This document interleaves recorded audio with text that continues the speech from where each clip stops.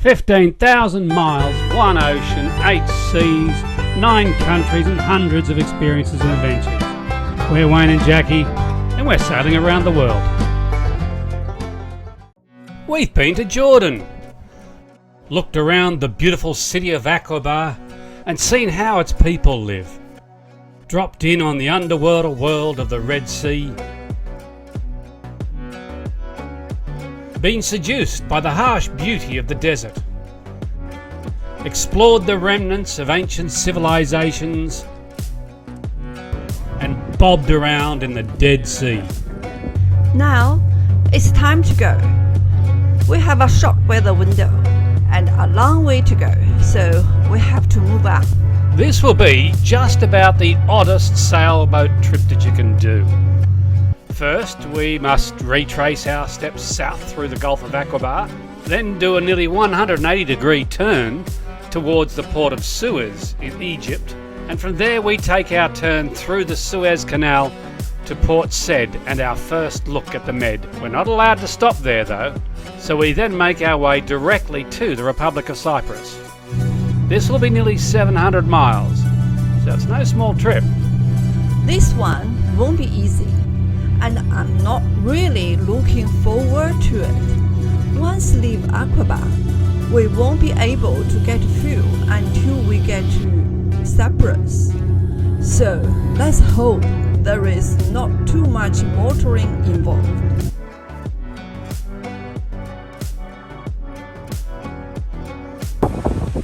Jordanian waters now, and we're in between Saudi Arabia and Egypt, so it's best not to be flying flags what we don't own. You never know. So we put down nice and promptly as we leave Jordanian waters. Please show the flag. The flag. Lovely flag. Jordan.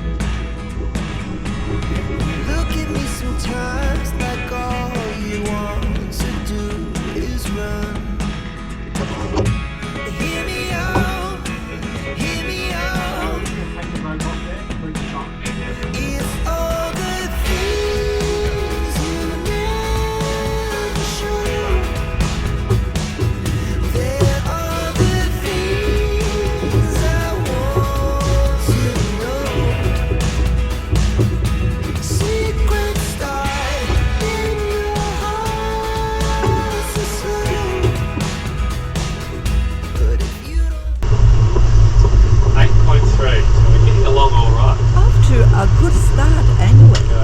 As we expected, we have a good strong wind to push us down the Gulf of Aqaba.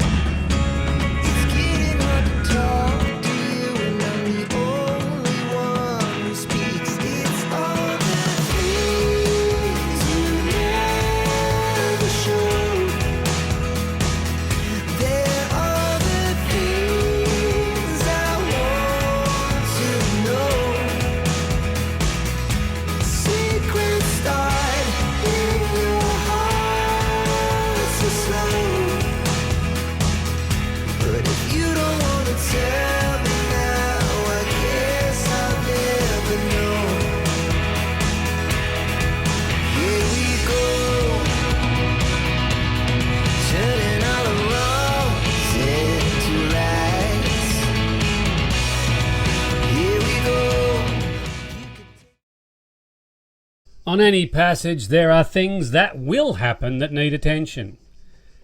We have a water generator that creates electricity whilst we are moving above a certain speed.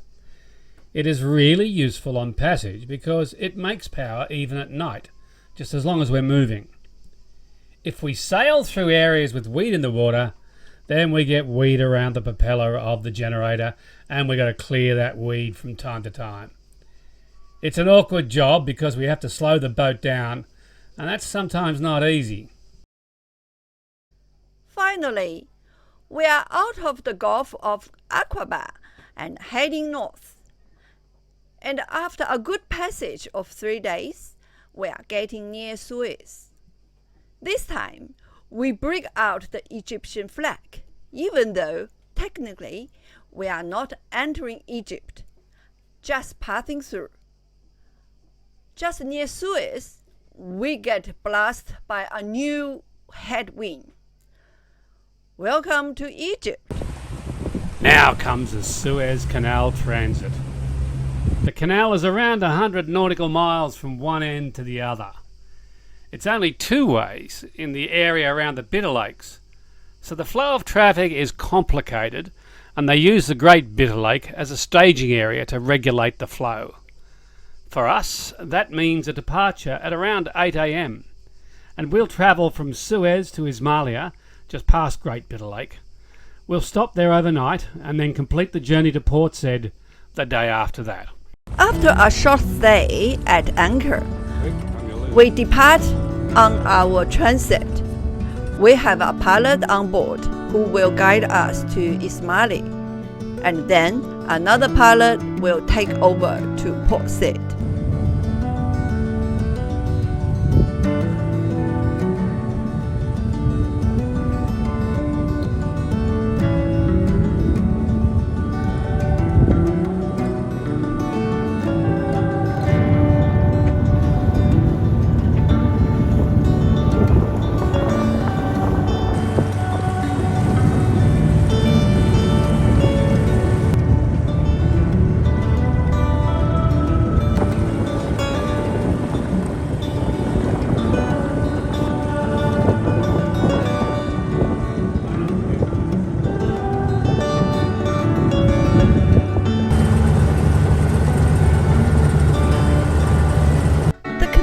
Is very narrow here, and straight away we get a feel for how this will play.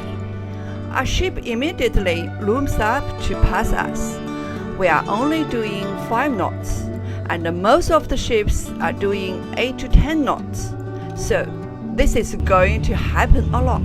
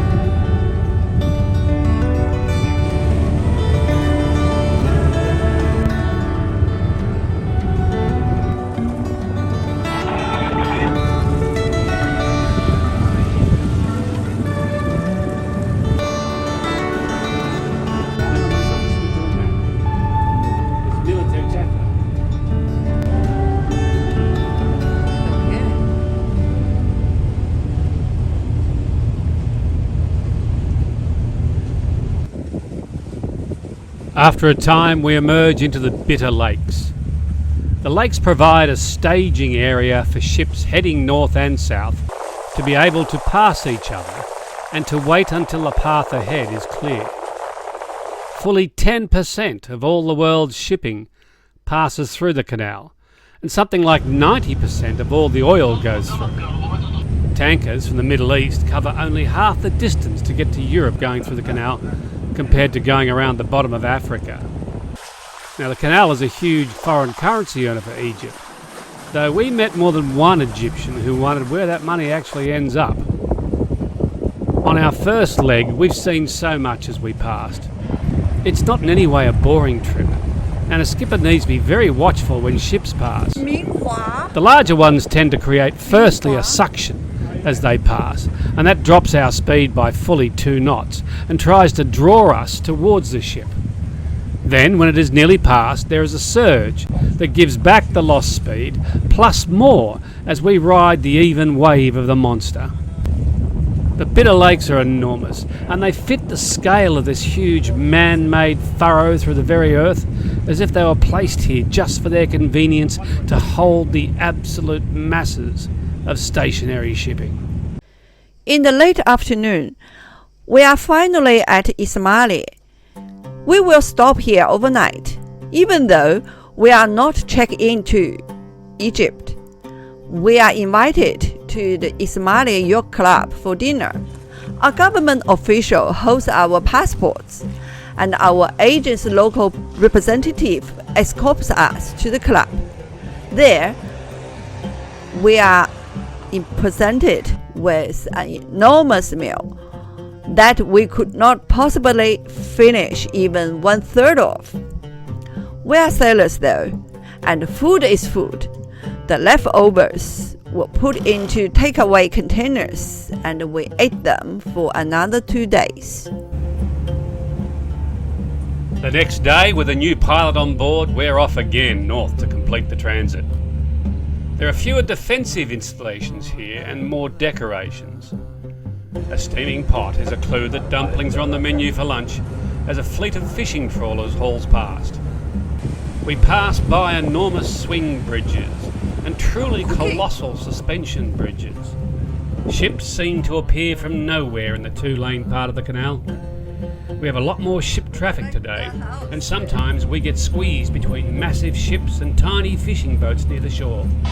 The fishermen put out nets, and it's not easy to dodge these at the same time as staying clear of the traffic. Eventually we came towards the end of the canal, and this shot of the chart plotter shows just how many there are around us. It was just getting dark as we left the canal and emerged into the Mediterranean. We didn't film any of this because it was pretty terrifying. Ships were entering and leaving along the transit lane at much higher speeds than before, and there was decent wind and wave action. As soon as we had clear water, we raised the sails, tacked to port, and got the hell out of there. After taking all night to try to get north, the morning brings no wind at all. We are trying to save fuel, and this does not help at all. We had thought of going directly to Turkey with our friends from Sailing Sea Pearl, but needing to motor kills that idea immediately.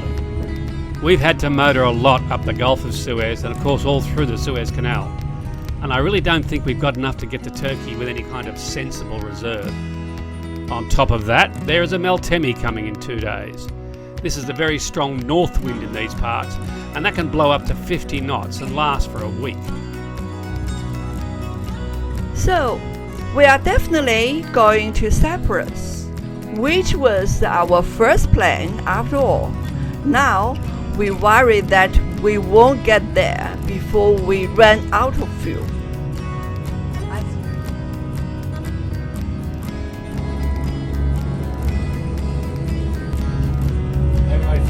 Tired, lethargic today. 65 miles from Cyprus. We should be excited, boys. Too much travelling from Jordan, I think. It looks like we are going to arrive sometime after midnight. Normally, we don't go into strange place at night, but we've had enough passage making, and the entrance to the marina looks like it is well marked.